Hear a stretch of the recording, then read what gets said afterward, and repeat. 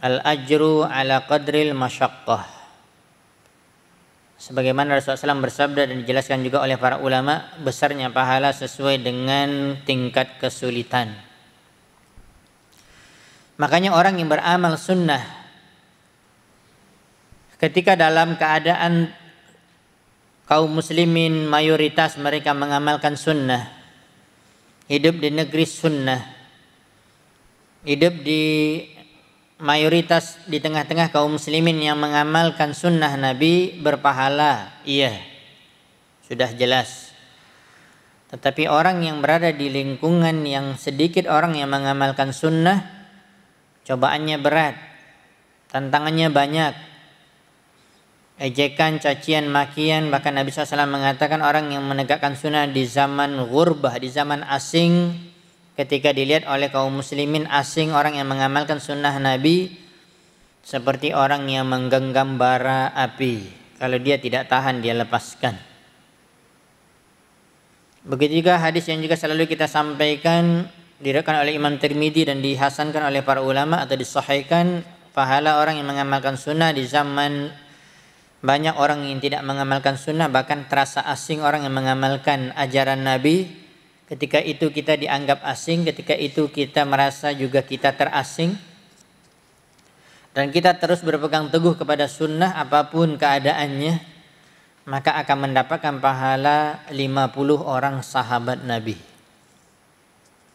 Sahabat Nabi ketika mendengarkan hadis ini, mereka mengatakan, apakah itu minna atau minhum? Apakah yang kamu maksud wahai Nabi sallallahu alaihi wasallam 50 itu adalah 50 dari kalangan mereka yang hidup pada zaman mereka, misalnya 50 orang dihitung, orang-orang yang soleh dan beramal. Kata Nabi, tidak, 50 dari amalan kalian para sahabat.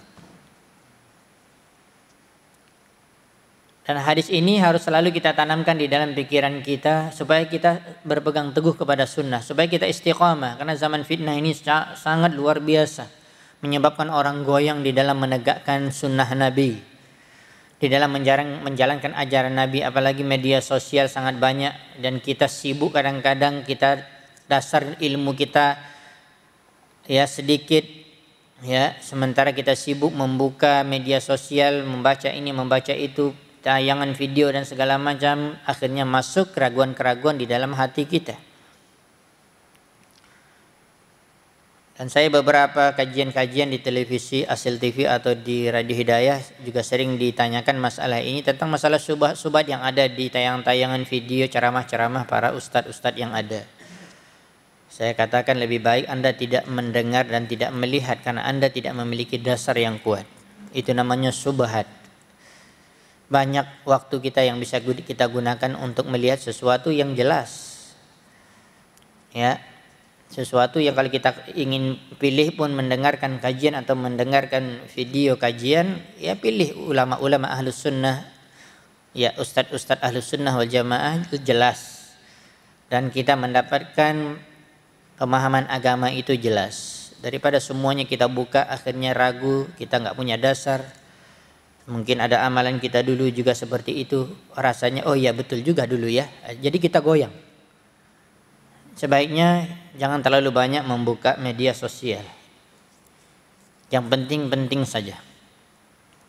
Oleh sebab itu, salah satu untuk mengokohkan kita dalam mengamalkan sunnah Nabi SAW adalah dengan mengetahui sunnah Nabi, dengan mempelajari hadis-hadisnya, dengan mempelajari hadis-hadis Nabi SAW. Ada kitab Sahih Bukhari, ada kitab Sahih Muslim, ada kitab yang kita bahas Riyadhus Shalihin, ada kitab hadis Arba'in, dan banyak kitab-kitab hadis.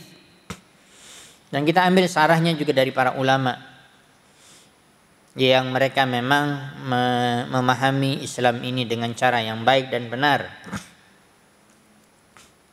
Maka itulah jalan untuk kita menyelamatkan diri kita dari fitnah yang begitu banyak di dunia sekarang, apalagi di dunia maya. Kalau kita tidak hati-hati, orang akan tergiring kepada fitnah syubhat.